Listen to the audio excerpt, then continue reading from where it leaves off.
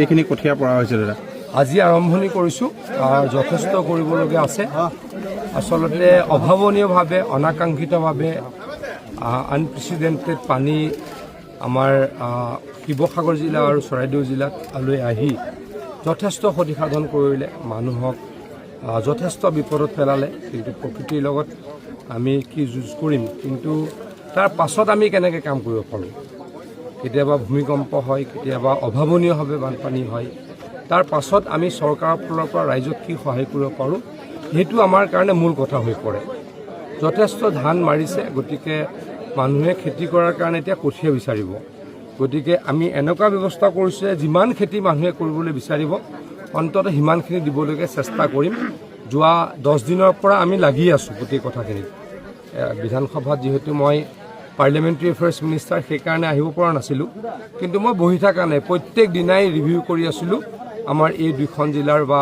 যোৰহাট জিলাৰ এটা অংশত কিমান বা গোলাঘাট জিলাৰ অলপ অংশত কঠীয়া ক'ত কেনেকৈ দিব পাৰি আমি যোগাযোগ কৰি আছিলোঁ বা ডিছকাশ্যন কৰি আছিলোঁ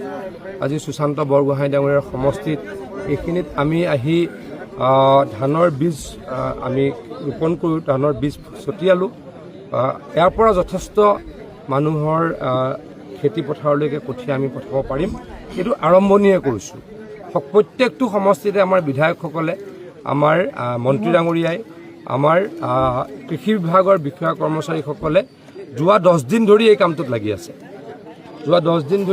লাগি আছে গতিকে যিমান পাৰোঁ ৰাইজক সহায় কৰিবলৈকে সেৱা কৰিবলৈকে যত্ন কৰিম চেষ্টা কৰিম দাদা যিখিনি খেতি পথাৰ নষ্ট হৈছে যিসকল বন্যাতৰ সেইখিনি কেনেকৈ ধৰণৰ কৰা হ'ব চাওক মুখ্যমন্ত্ৰী ডাঙৰীয়াই প্ৰত্যেক দিনাই কিবা নহয় কিবা এটাটো এনাউন্স কৰিয়ে আছে কিন্তু আৰু কৰিব লগা আছে এতিয়া 15,000 টকাটো এইটো ইণ্টাৰিম এইটো এককালীন কিন্তু আমাৰ এছেছমেণ্ট হ'ব এতিয়া ঘৰ ভাঙিলে আমি 1 লাখ টকা দিওঁ বা বহুত এছেছমেণ্ট আছে আমি এটা ঘৰ ভাঙিলে 1 লাখ টকা দিয়াই যায় গতিকে কোনোবাই যে কৈ আছে অকল 15,000 টকা দিলে এইটো নহয়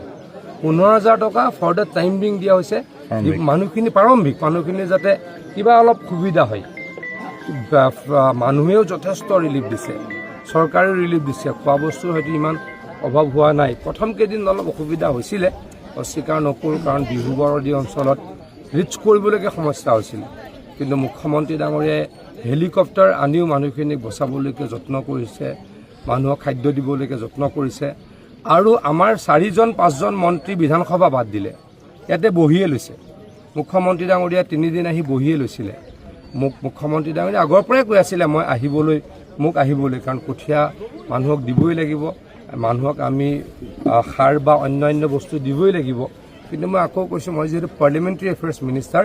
সেইকাৰণে মই আহিব পৰা নাছিলোঁ বিধানসভা শেষ হ'ল আহিছোঁ এসপ্তাহ 10 দিন মিনিমাম ইয়াতে থাকিম মানুহক সেৱা কৰিবলৈ সহায় কৰিবলৈ যত্ন কৰিম ছাৰ 10 কোটিকে ক্ষতিপূৰণ নিদিলে মুখ্যমন্ত্ৰী টেবুলত অখিল গগৈয়ে তাণ্ডৱ নৃত্য কৰিম বুলি কৈছে কথা নকওঁ শিৱহে তাণ্ডৱ নৃত্য কৰে অখিল গগৈ ডাঙৰীয়া দেখোন এথিষ্ট তেওঁ ধৰ্ম নামানো বুলি কয় গতিকে শিৱই তেওঁতো শিৱ নহয় তেওঁৰ হিন্দু ধৰ্ম বেয়া পায় হিন্দু ধৰ্ম নামানে মন্দিৰ ক'ৰবাত যোৱা দেখিছে নেকি গতিকে কামাখ্যাত যাব নালাগে বুলি কয় আজি এতিয়া কথা ক'ব এইখিনি নালাগিছিলে মই তথাপিতো আপোনালোকে সোধাৰ কাৰণে ক'লোঁ মানুহক তাণ্ডৱ নৃত্য কৰিবলৈ শিৱৰ সমান হ'ব লাগিব বা শিৱ ভক্ত হ'ব লাগিব তেওঁতো এথিষ্ট তেওঁ ধৰ্ম নামানে গতিকে তেওঁ কেনেকৈ তাণ্ডৱ কৰিব স্থানীয় বিধায়ক